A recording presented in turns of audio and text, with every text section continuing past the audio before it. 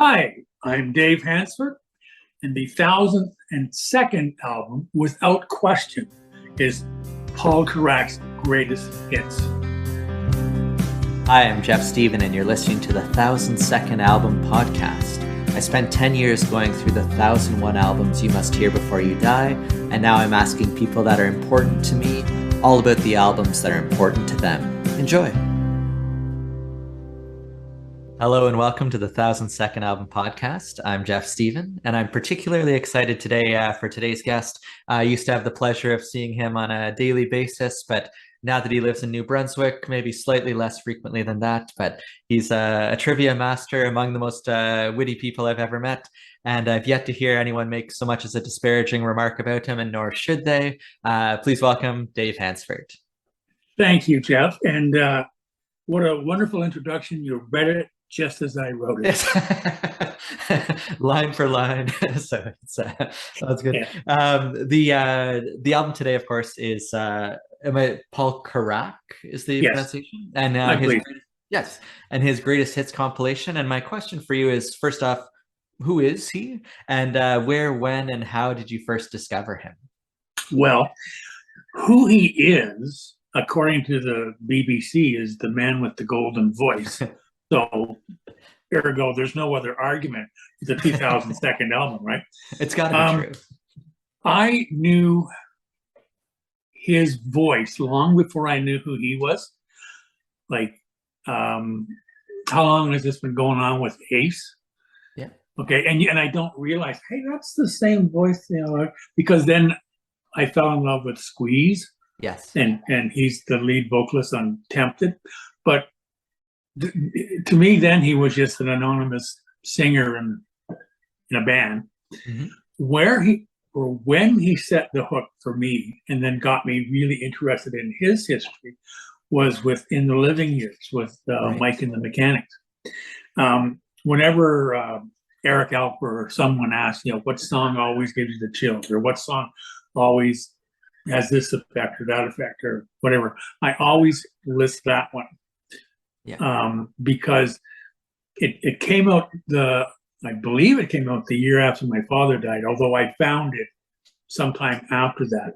For sure. And the words themselves are beautiful. They're not Paul Carrack's, I don't think, but it's his vocal, and the story that's told, the orchestration, the choir. Yes. It's just such a beautifully produced song about what I would think are, really universal feelings of loss and regret. Mm-hmm. And so it's my go-to song if I want to be hitting the feels. Right. And so then I bought the CD, and I look at I knew of Mike Rutherford. I didn't know anything else about the band from Genesis. And I see this voice, I see the name Paul Carrack.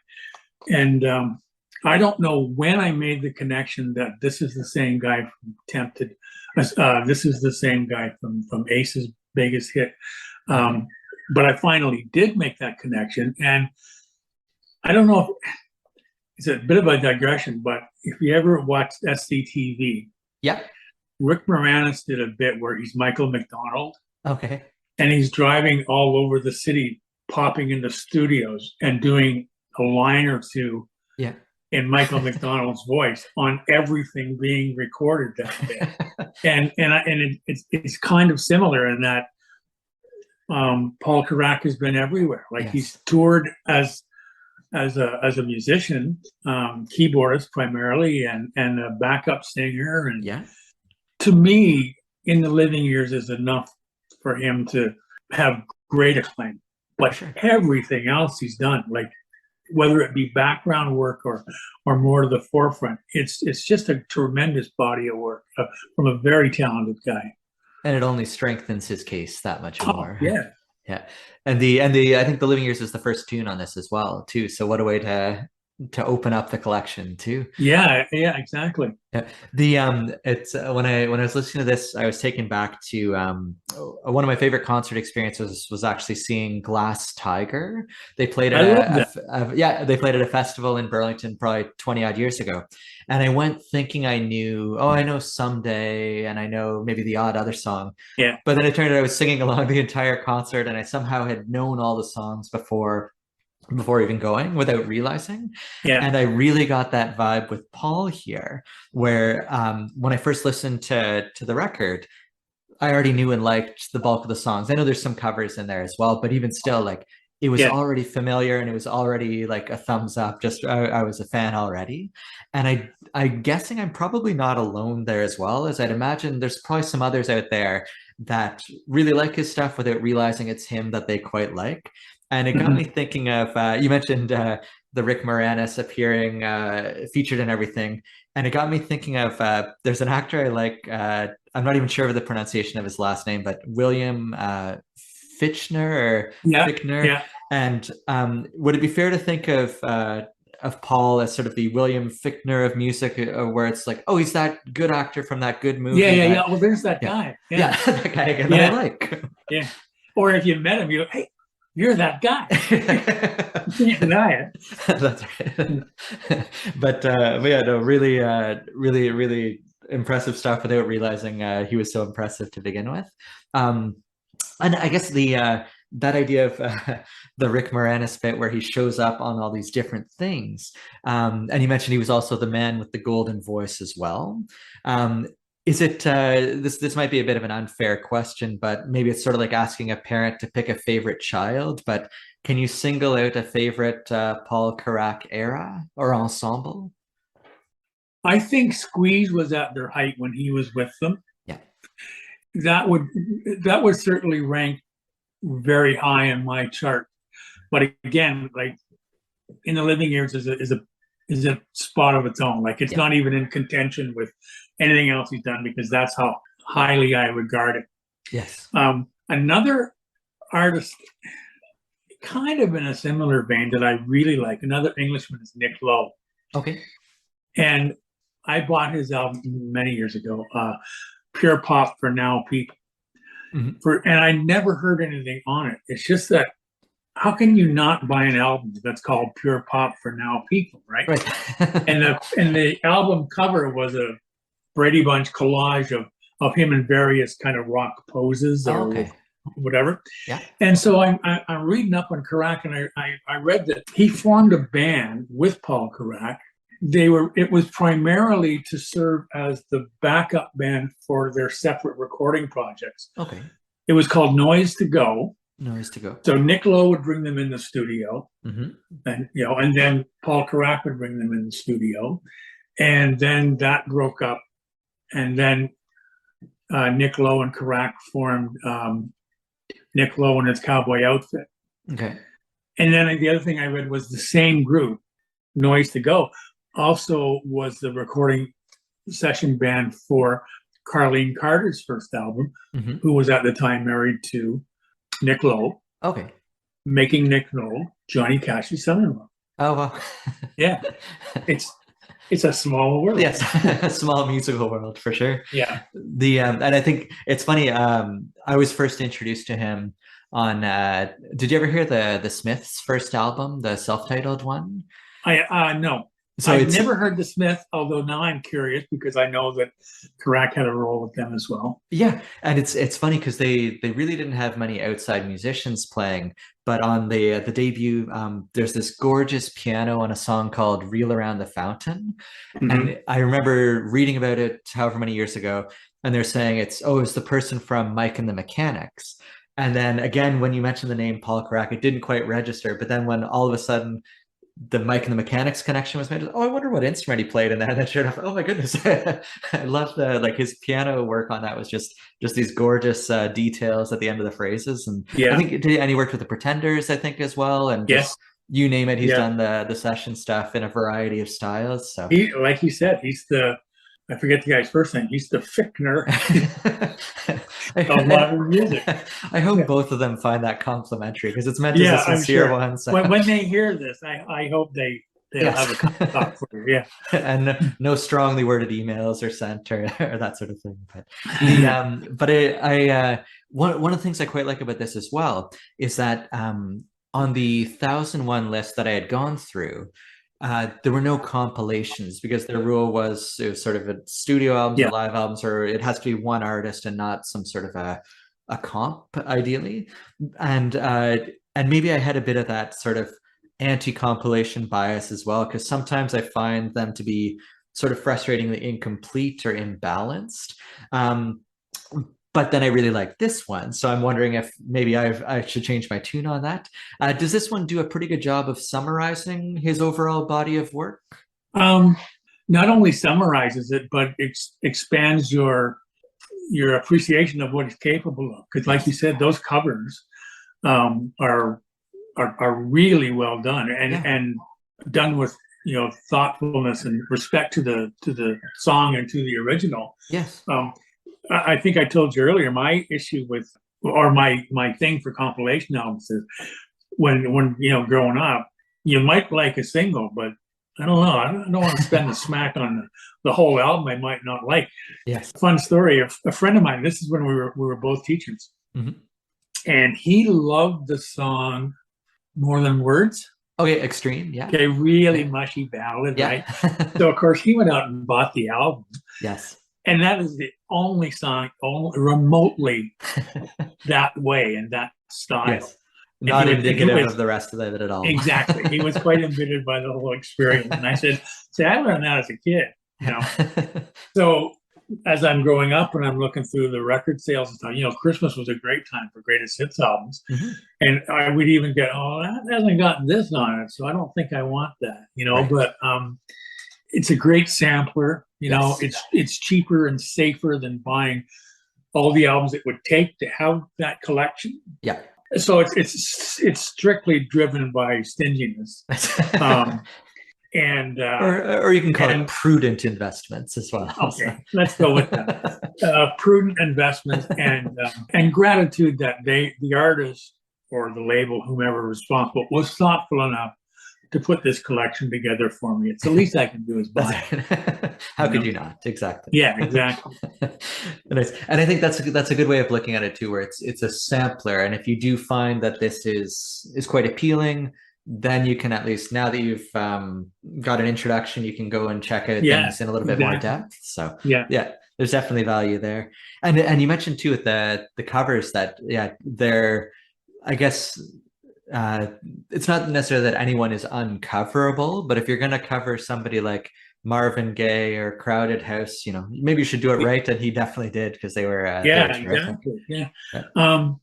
That Hall of Fame thing I was listening to, I just heard, it'd be a few years old now, but it was Al Green singing Sam Cooke's Change Is Gonna Come. Oh, fantastic. Oh my God. It was so emotional. Yes. And it took it beyond being a ballad to like a major protest song, Right. And to be honest, sometimes a song is better in another artist's hands. Yeah. And and they make it their own, but you can't deny the genius of the guy that wrote it. For sure.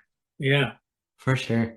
And the I guess sort of the catch-all question regarding this album in particular would be, why would this one be deserving of recognition as the 1002nd album that you must hear? Like you said earlier, the best of or greatest hits opens with The Living Years. Yeah. Right. So if that's your first introduction to Paul Carrack, I'm really happy for you. Because you started at the pinnacle, and now it's just not all downhill, hopefully. But but you've certainly bit. Okay. And just the remastering of the other ones that you knew, like Ace and whatnot, and performing covers really well and confidently, I think it's as good an indication as an artist's abilities and integrity as you could hope for. Like, I don't know if you watch those reality shows like AGT and that. They bring a singer on. She says, I'm going to perform one of my own compositions. I go, Sort of the equivalent of someone saying, "And now for some new stuff at the concert." You want to try my homemade beer? No, I don't. There's really good stuff available everywhere else. Again, with the condition that, caution, this is a compilation. It's a well crafted one. It goes beyond what I thought his comfort level would be. Yeah. Based on the songs we know of his, and lately I've been watching him perform on YouTube in the most tiny venues. Okay. And so that the choir for In the Living Years is the audience. Wow. And I don't know how. I think that was actually a German kind of variety show kind of thing that I saw. But to me, he seems to be having a renaissance, and a voice like that, I think, is ageless. Yeah. Yeah, and the more you find out about what he's capable of with a guitar in his hand or at the keyboards, what's not to like. Now, whether this is the best album that represents him, I haven't heard enough of them to know, but I just am happy that Temp is there, and how long has this been going on there, and if he doesn't record another, and that's not the newest or the latest, even. Right. He's got new material out since then that I have listened to. Did we mention he was with Roxy Music? I don't think so. No, that's another thing for the resume. Exactly. Yeah. In my experience with Paul Carrack, if I really want him on your list, that's the album I want him on for. Yeah. There's no wasted moments on it. No, not at all. There's not a stinker in the bunch. No, exactly. And I know the old essay writing advice is always make sure you start and finish strong, and you can't start much stronger than The Living Years here. Yeah, I love that lyric. The can listen as well as you hear is just I love that phrase. Is fantastic. Yeah. There's I checked out the video, the official video for it, and it's interspersed with performance footage. Yeah. Of Carrack and the band, obviously, but the dramatic part is Mike Rutherford walking with his young son in hand through this graveyard, and they stop at presumably what his father's grave would be. In the background, you can see that his father was a Navy man, and I don't know much about their relationship. This would tell me that there are things left unsaid between them, sort of thing. But anyway, as he's standing there with his son looking at the gravestone, it's clear that whoever's buried there was buried well over 100 years ago. This is one of those eroded, moss-covered. It could be Richard II for all we know. But it was part of the experience. But it was a cemetery, so that's what to go with. Nice. That's a pretty compelling argument in favor of This Is the 1002nd. Though I'd be remiss in letting you go without chatting a bit about one of our other loves, which is comedy, and specifically Canadian comedy. You mentioned Rick Moranis and SCTV earlier, and one of the exercises I always like is sort of you pick your super group for bands, you pick a top 5 of this. And I was wondering if you could join me in trying to come up with a Mount Rushmore of Canadian comedy. So if you could only keep 4 Canadian comedians, who would be on your Mount Rushmore? Ron James. Yeah. Rick Mercer. Yeah. There's a guy who bills himself as that Canadian guy. I can't remember his name, but him. Yeah. And number 4 would be, I would be tempted to say Catherine O'Hara, but she's more an actress than an outright, stand-up comedian. But I think as long as they're humorous and Canadian, to me they're eligible, and so as long as they're funny. So for me, my 4 that again, I find I'm consistently scratching someone out and putting someone else in, but it would be tough for me to have one without Martin Short. Yes. John Candy, Norm Macdonald, and Leslie Nielsen, with about a list of 30 honorable mentions in there. Oh my God, you have put me to shame. Where were those names? I should have been thinking about this for a long time. Certainly Norm Macdonald. Yeah. I mean, the man could be filthy, but on the other hand, when you watch the Weekend Update stuff, fantastic. yeah, and if you haven't seen it, look at the YouTube of his last appearance on Letterman. Okay. Oh, because yes, I've seen it. Yes. Yeah. When he tells the joke about the meddling bureaucracy and about not being able to enjoy going behind a trash truck anymore, and he has the nice when he got emotional again, saying how much Letterman's meant to him. Yeah. You know, I can't disagree with any of the inclusions on your list. In fact, I think I'll make it my own. In part because Ron James hasn't really done much lately. Yeah. The Canadian guy, I should at least be able to name. And Leslie Nielsen, I mean, jeepers. Yeah. Surely you can't be serious. No, yeah. And there's people that use that, and like on Twitter, you'll see. You know, my kids says, Dad, look, an ambulance. An ambulance? What is it? Man, it takes sick people to the hospital. I'm like, I've just been Leslie Nielsen with my 6-year-old. I love that that's a verb. Yeah, exactly. Yeah, he's entered the popular culture. Yeah. That's good. But again, like much like the 1,000-second album, like it has that sort of asterisk saying like it's constantly subject to change. Like as soon as I was like, oh shoot, what about the kids in the hall? Or could we count them as one? Or exactly. Yeah. You could make a subset of comedy teams. Mm-hmm. So Kids in the Hall, Wayne and Schuster. Yeah. The 22 Minutes people when That's Sean right, McNumber was there, not since. Codco, if you go back that far. Yeah. And then, of course, This Is That. Yep. Oh, yeah. Oh, priceless. Really stuff. I think when they came to Kingston, I think it was their final show of the final tour. So it was neat to like, and even on stage, like the radio show is just, they captured the tone so perfectly. Yeah. And so, but just brilliant. And it's a brilliant idea because it's your public that's doing most of the heavy lifting for the material. Yes. You come up with a premise and then you play their angry phone calls. Yes. About, childproof in the House of Commons and whatever. Yeah, I still show the removing of the soccer ball as an example of satire in class, where they decided, to give everyone a chance to be successful and not feel disappointed. The soccer league in Calgary decided to get rid of the soccer ball to make it so everybody could be victorious. Yeah, and then the angry callbacks. Exactly, yeah, which helped just make it what it was. Because it was the first time we ever heard that. We were, found it in the middle of the broadcasting. Yes. What? This doesn't sound right. But it was so much fun. Once you got it, yes, you felt a little bit more intelligent when you hear other people talking that didn't get it, Yes. And I think it was Chuck Klosterman that said it's, I think, a 65-35 ratio, where if 65% of the people get that it's satire, then that's probably the optimal amount. And then the 35 leave the angry voicemails saying, what are you talking about? Yeah. But they'll be back next week. They will, yes. That's right. But a huge thank you, Dave, today for coming to chat on the program. And terrific. Even if it's from afar, terrific to see you.